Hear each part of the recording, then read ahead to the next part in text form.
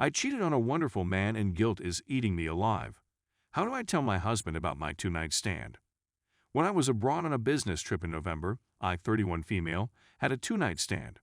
I met my hubby, 30 years old, 5 years ago, and we've been married for 3 years.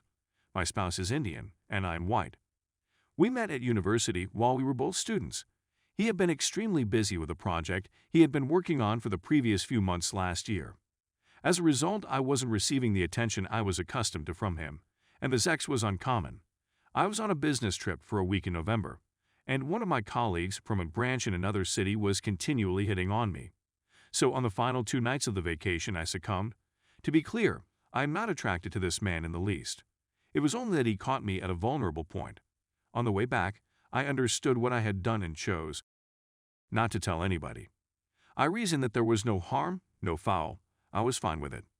But in December, I had a little mishap. I went down the stairs that resulted in a slight fracture in my arm. After that, he took excellent care of me. Despite the fact that I healed rapidly, I was not permitted to undertake any home tasks until the end of January. He was in charge of all home tasks. During that time, the guilt began to sneak in with ideas like, if he understood what I had done then, he wouldn't be here. Nonetheless, I resolved to deal with my guilt.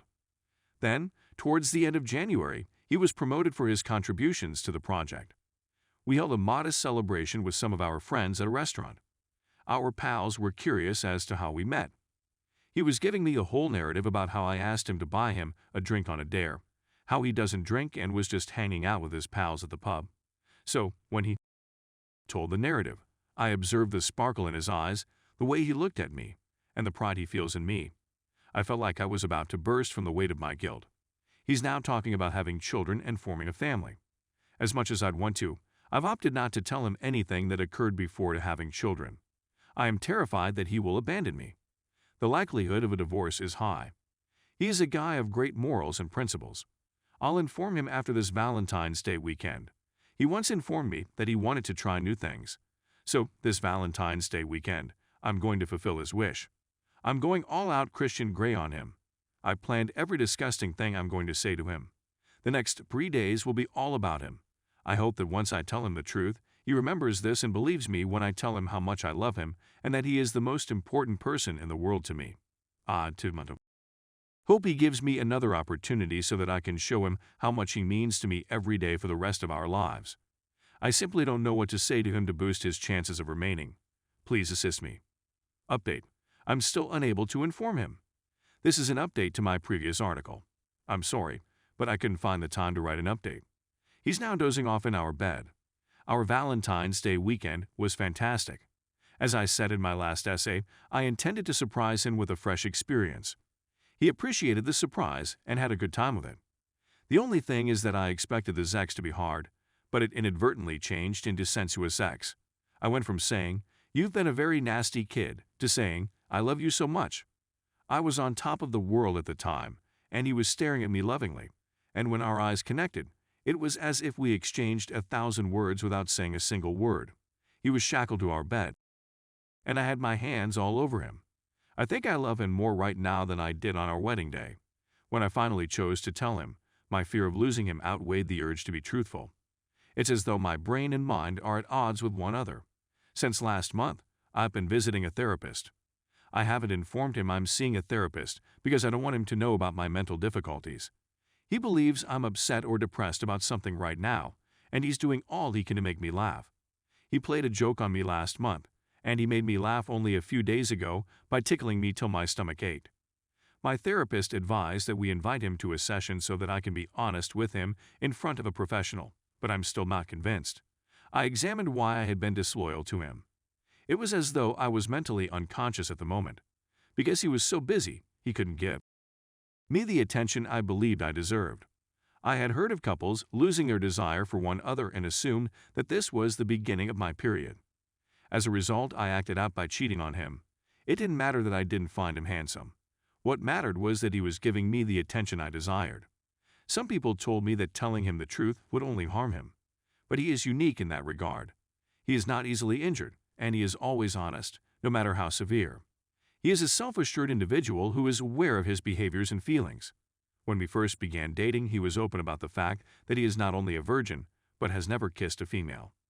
His first and only girlfriend is me. This was novel to me. As a result, honesty is the bedrock of our partnership. I don't want to be honest only to relieve my guilt. I want to keep the core of our relationship intact. Even if he is able to handle his pain, he will undoubtedly be dissatisfied and ultimately divorce me.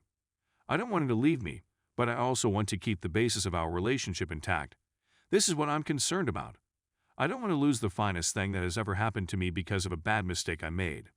Right now, I'm divided between these two options. The only thing I know for certain is that I adore him. Story 2. Nearly a year later. Funny story. A week ago, my Facebook, a dummy one, reminded me of her adultery since I preserved all of the screenshots and photographs in secret for our divorce proceedings in case she cleaned out all of her data. She has more technical understanding than I have, so I was terrified that it would happen and I would lose all of my proof. My ex-wife cheated on me with her famous employer and his wife.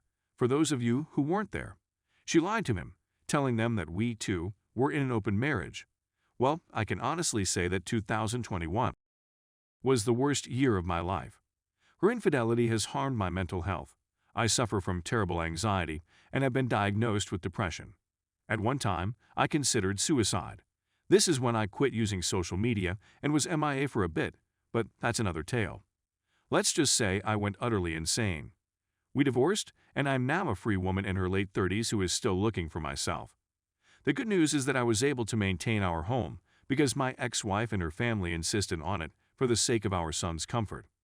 I couldn't resist the offer since it's such a wonderful place, and I can't afford to provide my kid the same lifestyle that she has provided for him his whole life. To be honest, I was able to retain almost everything. Despite their drive for our reunion, her parents have been quite supportive. My family members also flew in to support me, which was quite helpful. Her family and mine got along great, and it breaks my heart to know that I'll never have another friendship like that again. Since then, I haven't talked to my ex. I don't speak to her unless it's about our kid or one of her family's events. There's a lot of hatred and resentment in my heart and head for her, and I'm really trying to be nice to her when we're around other people. Our co-parenting, on the other hand, is excellent. We have a pattern that we stick to, and I can confidently say that I am proud of her for never skipping a beat with our boy. She has been and will continue to be a terrific mother. He is mine, yet she was the one who carried him. I can say that she has made every effort to clean up her mess, but it is a permanent mark on my life that she will never be able to remove no matter how hard she tries. She is desperate for us to return to work. I suppose she misses how carefree and cheerful I used to be with her, but now I'm more guarded and frigid, not only to her, but to everyone else as well. I mourn how I was before all of this, yet in the midst of it all, I discovered true pleasure on content, and so is my kid, which is the most important thing. He fully knows what occurred, and I believe he despises her for it. Yet, his connection with her is improving. I write to express my rage and pain. I go swimming and work out on a regular basis. Whenever I can, I enroll in pottery and music lessons. I attend conferences and meetups for my interests. These are aspects of myself that I never paid attention to because we met when we were young. To summarize, I'm the happy I have ever been. I still have feelings for her, and I know a part of me will always be there. Right now, it's simply clouded with rage and sadness. My heart may be able to forgive her in a few years, but the intellect cannot forget. Even so, she'll have to live with the guilt of shattering the beautiful thing we had for the rest of her life, and I pray she doesn't find it in someone else. I couldn't even find the will to live a few months ago. Many of you who have been through similar experiences have been there for me every step of the way. I'm not totally healed, and I doubt I'll ever be, but there are certain aspects of my life that I look forward to every day. Things I do for myself that I would never have done if it hadn't been for the divorce, and I really hope you discover those things as well.